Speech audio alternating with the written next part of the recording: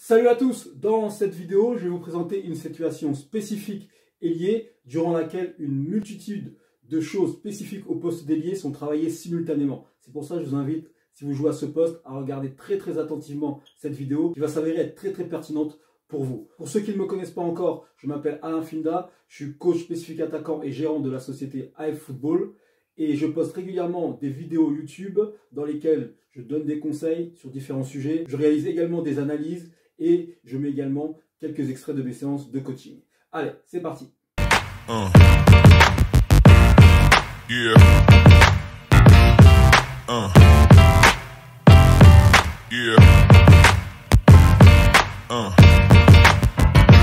Alors pour ceux qui me connaissent, vous savez que plutôt que vous balancez un exercice et puis vous devez deviner par vous-même, moi je préfère toujours vous donner tous les éléments qui sont travaillés, vous expliquer la situation et comment elle se retranscrit en match. Comme ça vous avez vraiment tous les éléments pour mieux comprendre ce qui est travaillé si vous souhaitez le retravailler de votre côté. Commence ici. Donc avec Adel, donc là ce qu'on essaie de travailler, de simuler, ça serait une sortie de dribble. Moi qui ici je faisais le rôle du milieu du terrain, d'accord, et là il y avait un autre joueur donc qui faisait le rôle de l'avant-centre.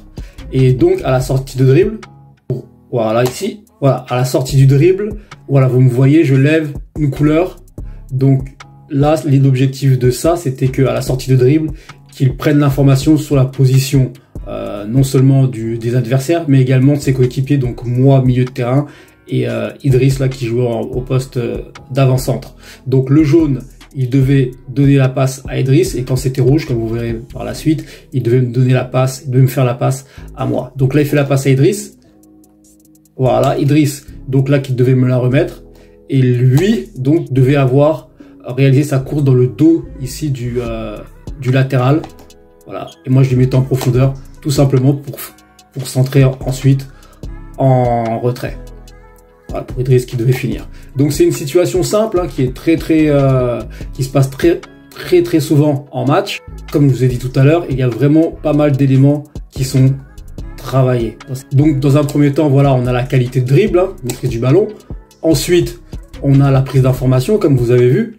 Ensuite, on a bien évidemment la qualité de passe. Et également très important, voilà, on a le timing, comme on voit ici. Là, regardez, on voit très bien Adel là qui ralentit sa course parce que le ballon n'est pas arrivé en ma possession, alors que s'il avait été tout droit, il était clairement en position de hors-jeu, qui ralentit sa course, voilà. Et là, il peut déclencher de nouveau et finir, bien évidemment, par le travail de centre également qui rentre en compte. Donc là, le centre n'était pas bon, mais voilà, donc plusieurs éléments travaillés.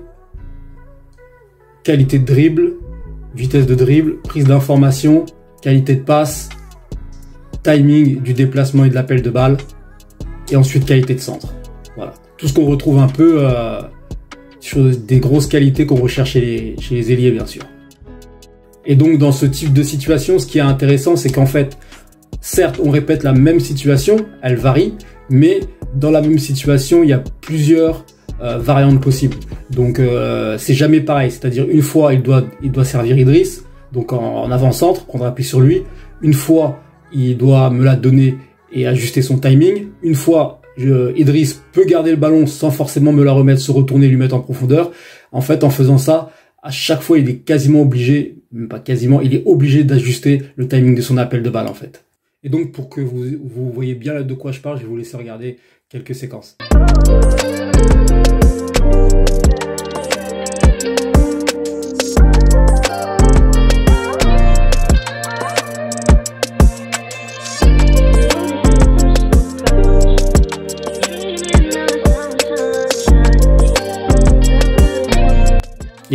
Et également, ce qui est également intéressant dans cette situation, c'est que, notamment sur le travail de centre en fait. Donc le travail de centre, il aurait été complètement différent si par exemple il avait été déjà en position, je lui mettais le ballon et il centrait. Maintenant le travail de centre, il se complique un peu plus lorsqu'on sort d'une course explosive de 15-20 mètres et là où il faut garder la qualité technique en fait. C'est pour ça que le travail de course qui est au préalable, il est très important et très spécifique pour le coup.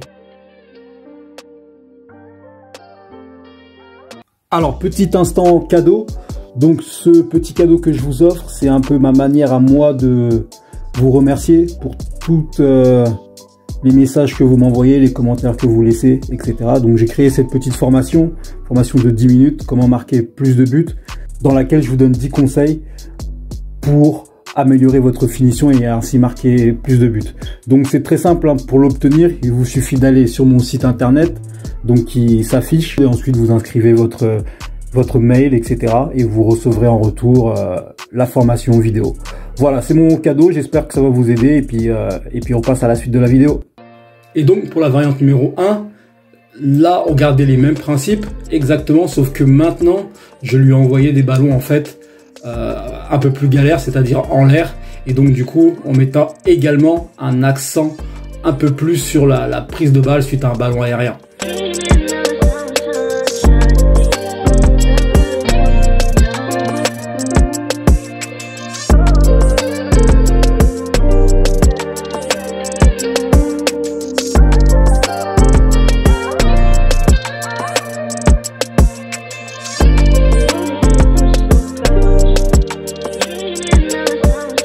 Et donc pour la variante numéro 2, cette fois-ci, les ballons en fait partaient du milieu de terrain, donc de mon milieu de terrain. Et là, pareil, j'avais plusieurs possibilités.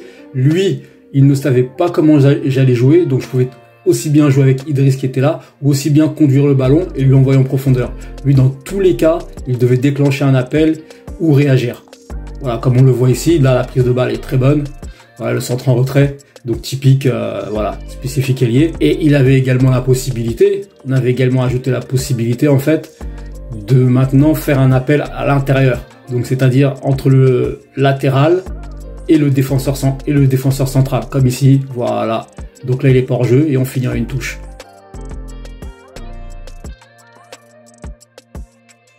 Voilà, en fait, dans ce type de situation que je mets en place, souvent rien n'est figé, c'est-à-dire que vraiment j'essaie de mettre en place ce qui pourrait arriver en match, c'est-à-dire que il n'y a pas de il doit faire ça obligé, il doit faire ça obligé.